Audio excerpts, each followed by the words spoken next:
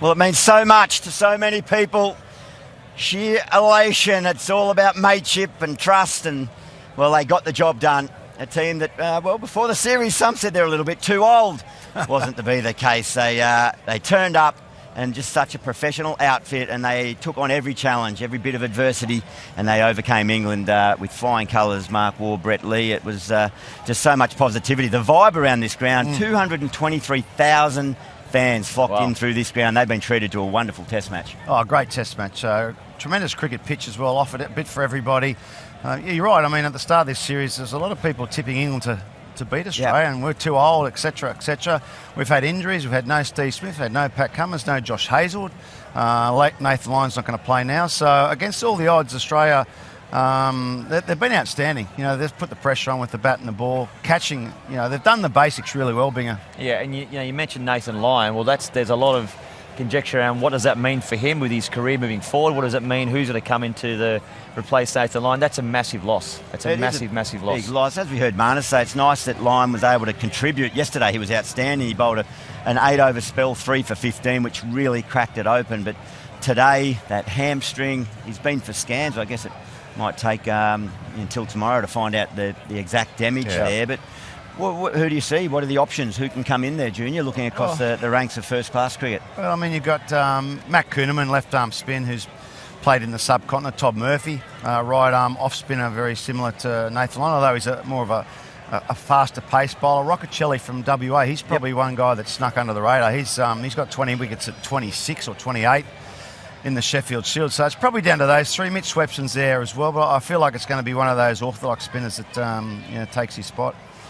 Typically, well, we don't know the extent of the injury, but a hamstring at least, well, it's 2 weeks today pretty much that the fifth test starts. And we'll just take a look at the contenders that we sort of think may be in the running there.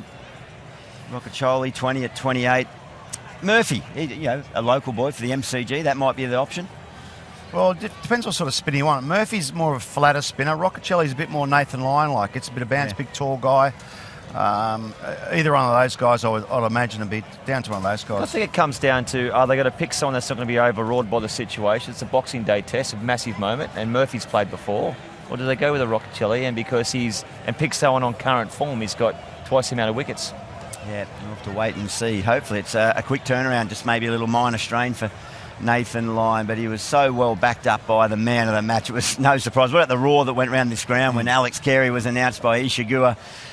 He's just in fine form. He's been contributing all year with the bat for the Australian team. This is his innings here at 100 in the Ashes on his home ground. It was an emotional moment with the passing of his father back in September, but all 2025 he's been chipping in with runs, but his keeping went to an elite level as well. Yeah, I mean, his batting, he's just made big runs, important runs in recent times. Australia only made 370 in the first innings. He made 100 of them. He doesn't make 100, then Australia probably only get 320. So, he's batting at number 6. He's good enough to hold that spot down, but he's keeping, you'd know yourself, Gilly. I suppose you get in that zone where everything just goes in the middle of your gloves. I think he's probably dropped 2 balls in the whole game.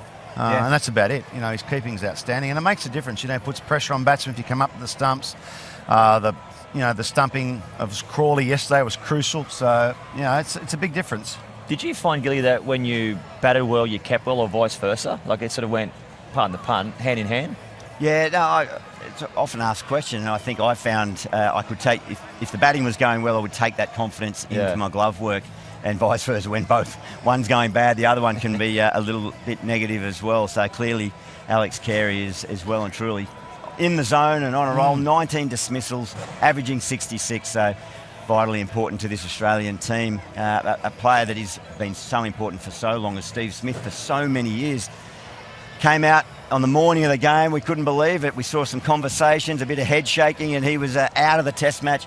A late reprieve for Usman KHAWAJA, who knocks out 80 and 40, Junior. So that was, a big sigh of relief. He seemed to play with a little bit more freedom. Maybe it unlocked a little bit of that natural aggression that's been tucked away for a little while. Yeah, he'll say it's much easier in the middle order to come in. He didn't have to worry about seeing off the new ball. But both innings, I think his strike rate was about 70 or 80 in both digs. And you're right, he played with freedom, almost like I've got nothing to lose. Yeah.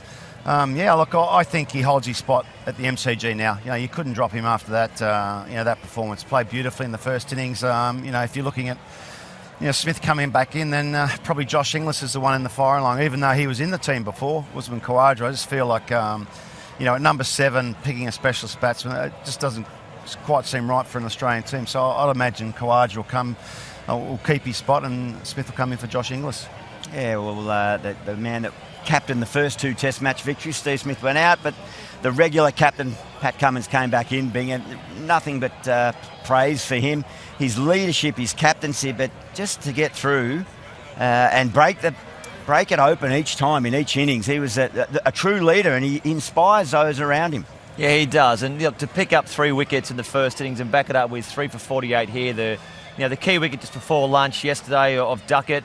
But what Pat Cummins does so well, even though he's come back after injury, he'll be sore now, his back will be hurting, and we heard him say he's not going to make a call until he gets through the next couple of days, but his line length was impeccable, and that is, years and years and years of work. So, for him to come back and bowl that beautiful line length was great for him. He knows about rehab, doesn't he? It was about 5 or 6 years between his first and second Test matches. Yeah. I thought it might have taken a bit of time for him to get back in the groove. I think we saw against South Africa a couple of seasons ago, he hadn't bowled much and he was really rusty at the Gabba, but I'll tell you what, he must have been bowling a lot in the nets because he just found his groove. And I think you're going to find the rest of his career, he's going to probably just dial down the pace a bit. Yeah, sure. He's probably going to work around the 135 area with the odd quicker one, but just to keep his body intact for as long as possible. Yeah, good to have him back. A 2-day test, that was helter-skelter stuff over there in Perth, 4 days in Brisbane. We finally get to day 5, and we finally saw that fight that we hoped for from England. Jamie Smith, he was just for a moment, he had the Barmy Army on the hill believing, had us in the commentary hoping we were going to be in for a classic.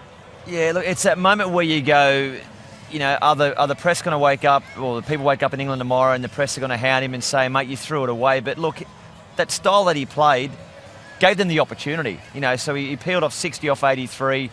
It was a loose shot that he got out, but he played some beautiful attacking cricket shots. And for the first time on Australian soil, we've seen how good Smith is. We've heard a lot about him. I haven't seen him play live before, but for him to come out, as I said, peel off a decent total was great for him. I don't think it's a talent that's missing now. I think it's just the game awareness. He'll look back on that innings and say, I just hit a couple of 4s in the over. If I'd just been a little bit more patient, I could have got the job done. So this is a dismissal. It's previous 4 balls were 4s. That's right. So 4 4s in a row. It's pretty hard to get 5 4s in a row, isn't it, at this level? So I think it's a learning curve for him, a lot like a lot of the English batsmen, even Harry Brook yesterday. They get back in the dressing room, they think, oh, gee, if I could just been a little bit smarter.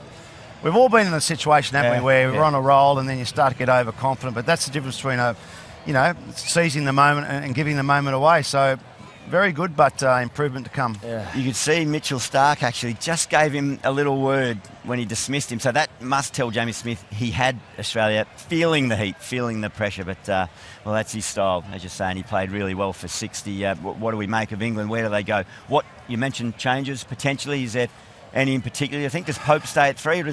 Well, he's not going to come down. They're not going to leave Smith out now. No, Pope does not stay at 3. Bethel's got to come in. I think that's pretty obvious. Ben Duckett, he looks completely out of form, but I don't think they've got another spare batsman in the squad. So Other than Bethel. So I think Duckett stays. I think Bethel comes in for Pope. I think Smith will keep his spot at number 7. They're bowling. Well, Atkinson come back in. They've surely got to play Bashir, don't they? Well, you would have thought he should have played here if he played. If it looks a dry wicket, Bashir's got to come in.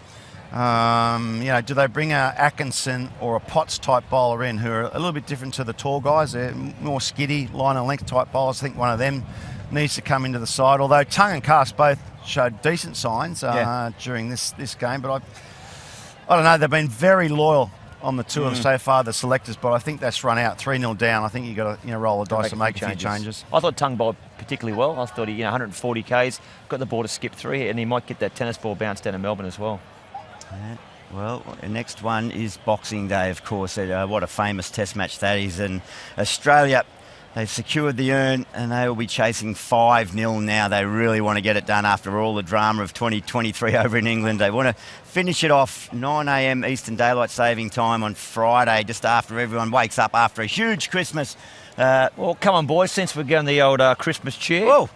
Just something that I'm not going to go the naughty because I've been nice this year. So I'm going to slap this on and I'm going to wish everyone a Merry Christmas. There we go. Naughty. I am naughty, so we're on. Good stuff, mate. Suits you. Merry Christmas, everyone. Good on you. Yeah, well done, and a Merry Christmas to everyone that's joined us throughout this Test match. On behalf of the entire Fox Cricket crew, we do say Merry Christmas. Thanks for your viewership here, and we look forward to seeing you on Boxing Day. Australia have retained the urn.